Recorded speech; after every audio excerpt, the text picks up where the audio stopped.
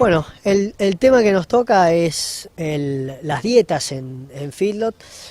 Como tal, hay tantas dietas como productores puede haber, como nutricionistas o agrónomos o veterinarios dedicados a la nutrición que pueda haber. Es todo, en realidad primero uno tendría que basarse en pensar en qué zona se encuentra, cuál es la disponibilidad de los distintos insumos que pueda haber. No solo hay que fijarse en la disponibilidad, sino también en el precio. Por unidad del nutriente limitante o el nutriente que esté concentrado en ese producto. Y también es muy importante para el contexto que se vive en Argentina o que habitualmente vivimos en Argentina, de la seguridad de la entrega. Yendo a la calidad de una dieta, digamos, qué es lo que precisamos para una dieta de feedlot de terminación, estamos hablando acá esencialmente. Bueno, primeramente nos tenemos que fijar en la energía. La energía va a ser el punto limitante de la ganancia de peso. La energía viene determinada por el nivel de grano que tenga la ración, y dentro de eso ya uno puede empezar a conversar de los distintos granos. Básicamente el metro patrón para nosotros ha sido el maíz, pero no hay que olvidar que en distintas zonas y de acuerdo a los precios relativos también se cuenta con cebada, con avena, con trigo, con sorgo, que cada uno tiene características intrínsecas que los hacen, si se quieren, diferentes, ¿no? Básicamente uno podría pensar que si el maíz tiene un índice de 100, quien más cerca va a estar en esa unidad relativa de valor nutritivo va a ser la cebada, sobre todo procesada esta. Luego se va a encontrar con el sorgo blanco, luego posiblemente llegue el turno del trigo, los sorgos con taninos por detrás y la avena cerrando por ahí el pelotón. Pero todo depende lógicamente de la zona donde estemos y la disponibilidad de esos granos. Depende de la estructura o la infraestructura que tenga el productor, depende de si va a utilizar fibra larga, sea silajes o sea heno, en la ración o no. O sea, si no lo va a utilizar, el grano entero es preferible al grano procesado, en el caso del maíz. También de la edad del animal que estemos considerando. Animales más viejos o digamos animales adultos por encima de los 350 kilos ya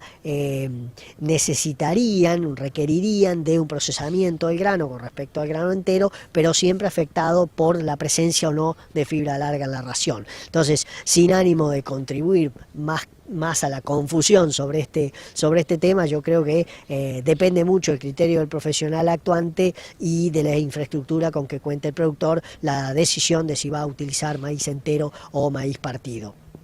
Luego podemos hablar de la proteína. Lógicamente hay distintas fuentes, y depende de la zona en donde estemos, qué fuente de proteína va a ser más barata.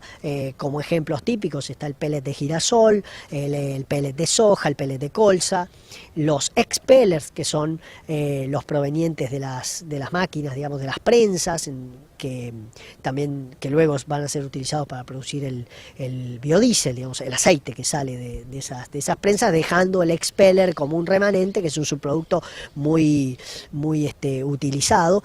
Posiblemente en el futuro empecemos a ver mucho de los subproductos derivados de la fermentación del maíz para producir etanol. Son los destilados del maíz, que son muy interesantes porque además reemplazan en parte al maíz. Eso va a ser regional a priori, pero no hay que perder de vista que pueden llegar a ser más que regional, sobre todo si se logra secar en métodos económicos.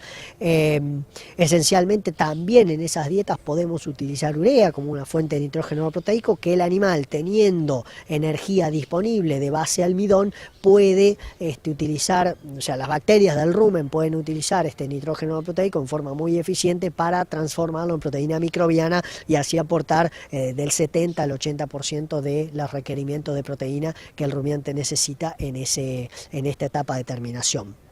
Entonces hay toda una base de subproductos disponibles, por suerte en Argentina, hay subproductos derivados del algodón también, que no hay que dejar de lado, de acuerdo a la zona donde estemos, subproducto de la cerveza, etcétera. Realmente tenemos una riqueza en subproductos proteicos que muy bien complementan la riqueza, además, de granos que tenemos en la República Argentina. Un tercer ingrediente a considerar en estas dietas es la premezcla o suplemento mineral vitamínico, que incluye en la mayoría de los casos un aditivo llamado monensina, que es un antibiótico que permite no solo mejorar la eficiencia de conversión del alimento en ganancia de peso, sino que además funciona como un alterador del patrón de consumo, permitiendo que el animal vaya más veces al comedero, pero se sirva porciones más pequeñas cada vez que va, con lo cual disminuyen los riesgos de padecer trastornos digestivos del caso de acidosis.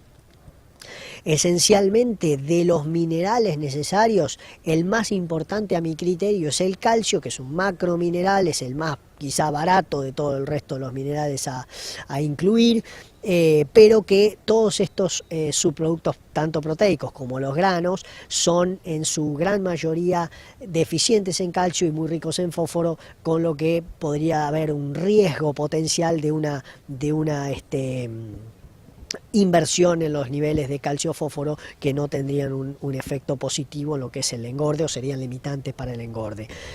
La fibra yo lo dejo siempre para último, como último, porque lógicamente ya hablamos de la necesidad de fibra o no de acuerdo al procesamiento del grano.